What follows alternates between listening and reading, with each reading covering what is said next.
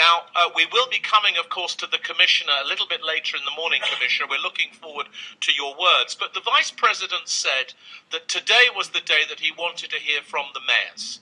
He wanted the voice of the mayors to be here in the room, and that's what we're going to do right now. We're going to take in turn a series of contributions from some of the leading mayors and city leaders who are here.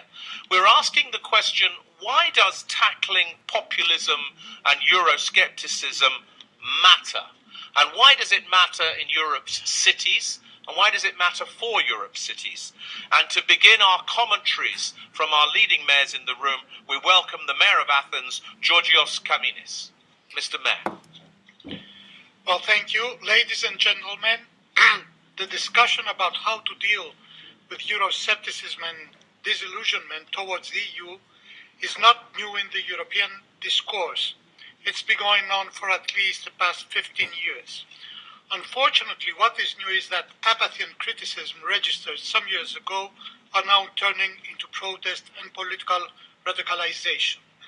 It's not the right time to talk about the reasons for this rising of populism, but we cannot ignore the fact that socio-economic equalities are now challenging the future of Europe and solidarity is rapidly undermined.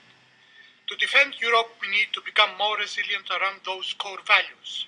It must be clear that European integration is a political and democratic project, not a territorial entity. The EU's institutions are not self-evidently necessary in the way national ones are.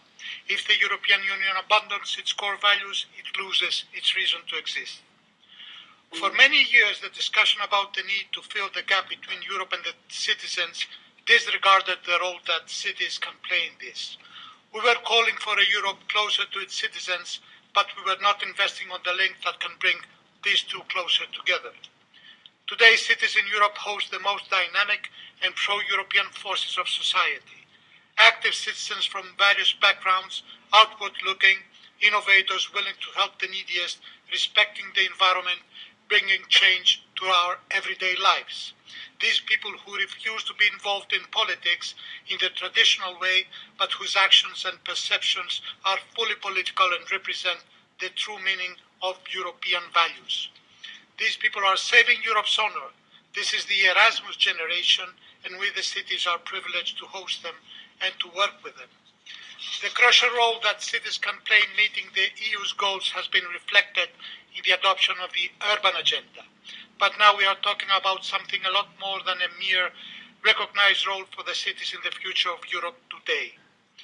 Today, cities do not just share best practices or cooperate in an abstract manner, distant from citizens' actual concerns.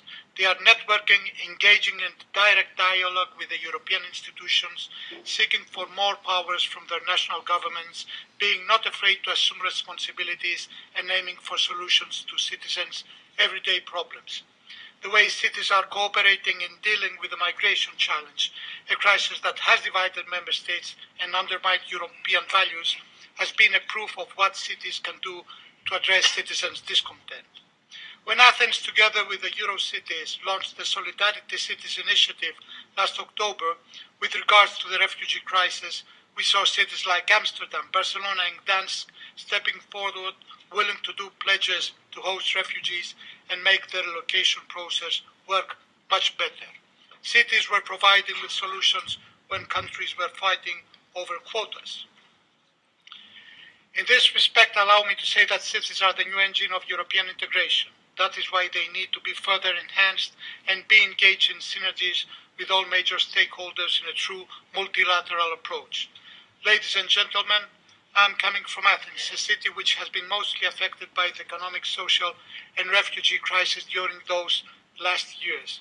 But it has managed to stand on its feet, focusing on its extrovert and European character, its close cooperation and integration with its active and pro-European civil society, our well-established synergies with all major city stakeholders, and finally our constant battle against populism and radicalism. We have survived, and the same way Europe will survive too. Thank you.